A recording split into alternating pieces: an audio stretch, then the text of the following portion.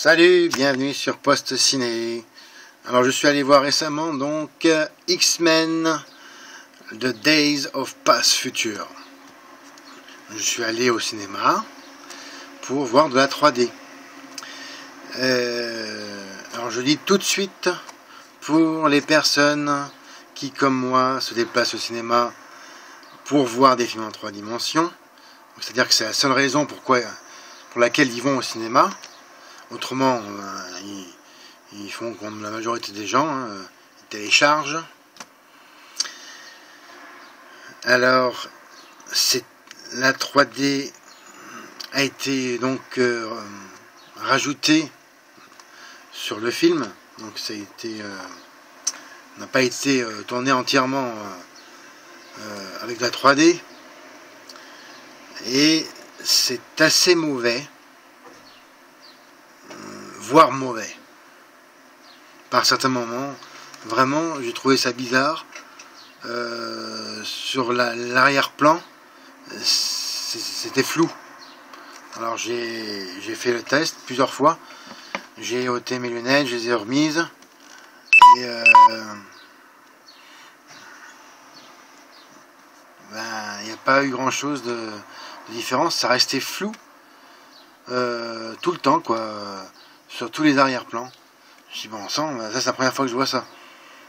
J'en ai parlé à mon ami qui a vu la même chose et bah oui, c'est mauvais, quoi.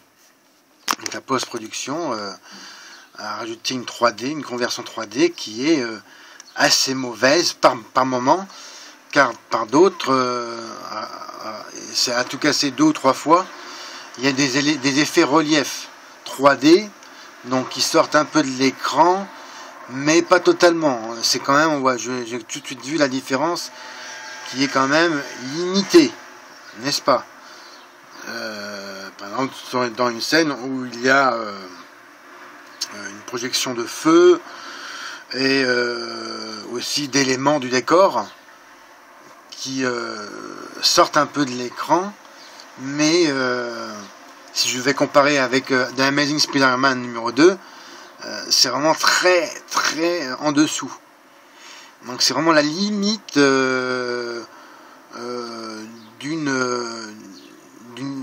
3D quasi nulle, quoi. Enfin, à part quelques effets de profondeur, mais enfin, voir vraiment que ça manque vraiment de moyens pour avoir eu vraiment une 3D en relief digne de ce nom.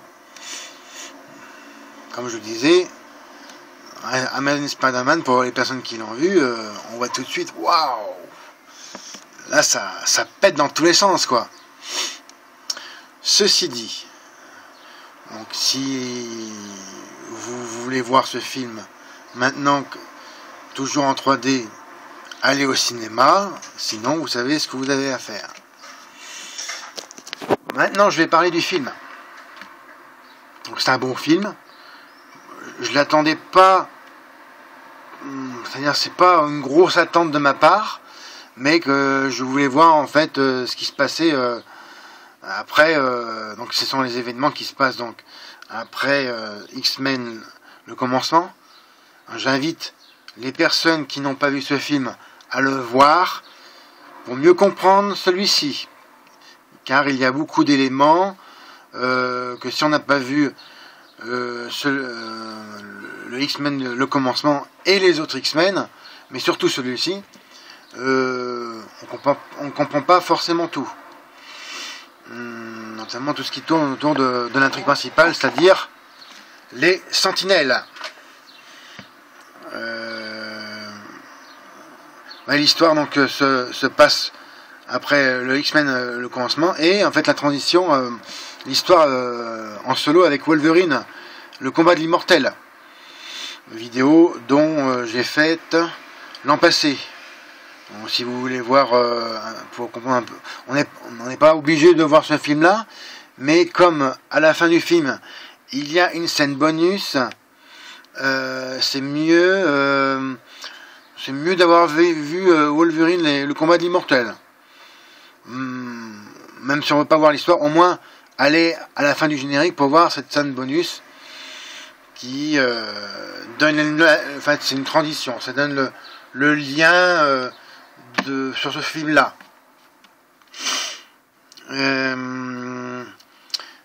Donc l'histoire c'est simple, hein, le futur est très apocalyptique, très noir. Donc les mutants sont traqués et quasiment tous exterminés par des robots appelés les sentinelles qui sont indestructibles, qui sont présentés indestructibles.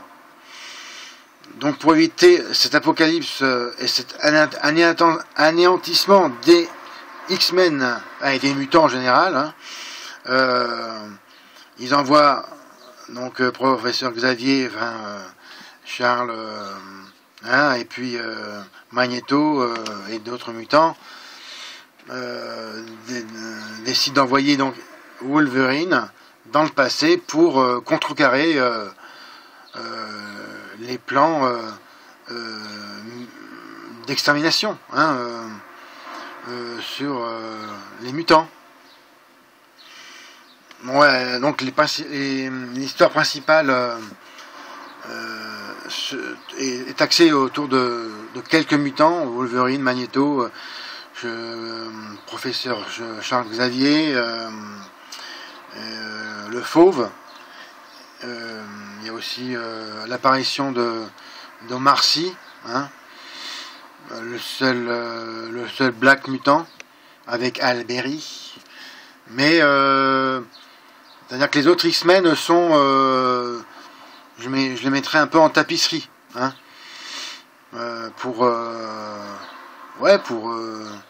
comme moi, pour les fans des X-Men, et ils sont pas très importants. Et donc ils font le décor, quoi. C'est un peu ce que je regrette.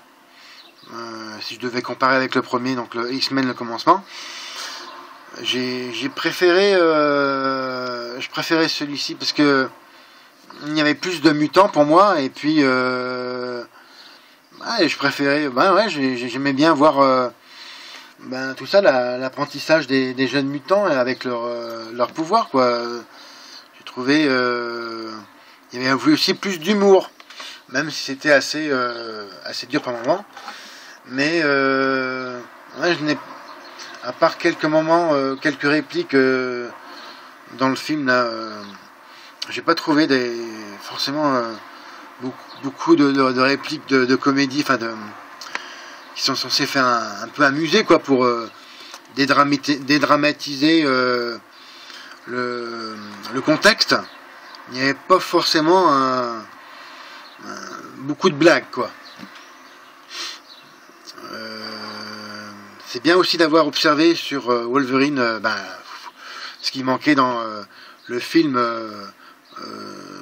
Wolverine, le combat immortel, le détail du cigare. Là j'ai apprécié. C'est bête, mais c'est un détail super important du personnage. Ça fait vraiment partie intégrale. C'est un détail comme le blouson de cuir, quoi. C'est vraiment le personnage de Logan. C'est bien d'avoir pensé à ce cigare, Monsieur Singer. Merci beaucoup pour les fans. C'est un bon divertissement. Pour résumer, je regrette pas d'y être allé. Cependant, la 3D, je vous dis, hein, c'est vraiment la limite mauvaise. Je sais pas si ça changera sur la version qui sortira en Blu-ray 3D, si elle sort. Normalement oui, hein. En version commercialisée, combo Blu-ray DVD, hein, comme ils font.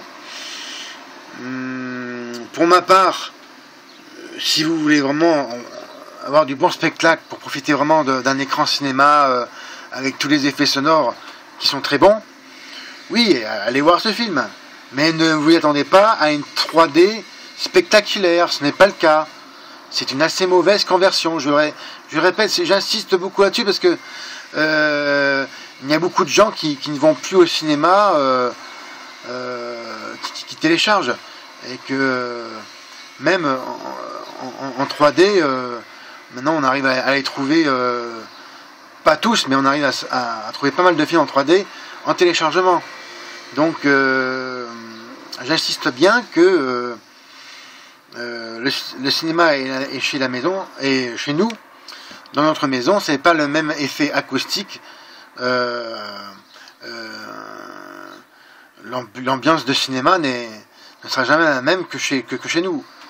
À part d'avoir une super installation home cinéma, il n'y aura jamais la taille de l'écran cinéma, à moins vraiment d'avoir un mur entier en projection.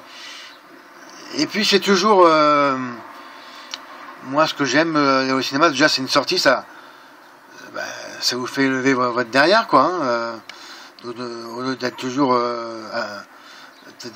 chez soi, quoi. En plus c'est une expérience, comme je vous dis, le cinéma c'est fait pour voilà, pour changer d'idée, sortir de chez soi, aller avec des amis, comme je suis avec mon pote. Après la 3D, je vous dis, hein, si c'est vraiment du très moyen, mais je devrais prendre une très mauvaise 3D sur des dernières années, où j'ai vu dans Iron Man, le dernier Iron Man en 3D, là elle était vraiment inexistante. C'est-à-dire que je pouvais voir le film sans mes lunettes. Alors que là c'est pas le cas, il faut avoir les lunettes, quand même. Autrement, c'est flou. Même très flou, avec les plans qui sont dans l'arrière, donc les plans de décor. Pour ma part, je donnerai ce film une note de 16 sur 20, parce que c'est un bon film. Bryan Singer maîtrise son sujet, le scénario est carré, il y a un très bon travail qui a été fait pour le rendu des époques. Donc c'est-à-dire que les époques, donc ça se passe dans le début des années 70. Donc j'ai vraiment beaucoup apprécié pour le rendu à l'image de l'ambiance des enregistrements de l'époque. Vous voyez, comme à la limite de la caméra Super 8. Quand en fait on voit les reportages sur les X-Men. Ça, j'ai vraiment bien aimé ce travail visuel. Donc ça m'a vraiment beaucoup plu. Et puis en plus le rendu de l'époque, les costumes, les personnages, et puis une mention spéciale pour le président Nixon.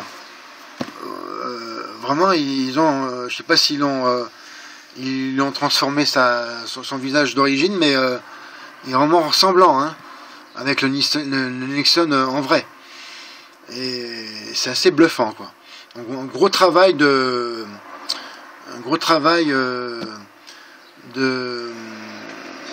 je vous dis, de la mise en image, des personnages, tout est bien fait, quoi. C'est super.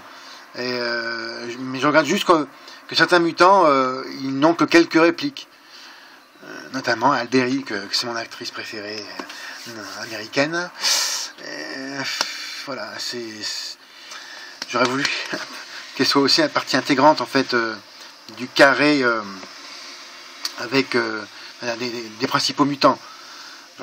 J'aurais vraiment aimé qu'elle soit intégrée plus entre voilà, Magneto, Wolverine, Charles Xavier, et puis le Fauve. J'aurais mis Alberi sans problème.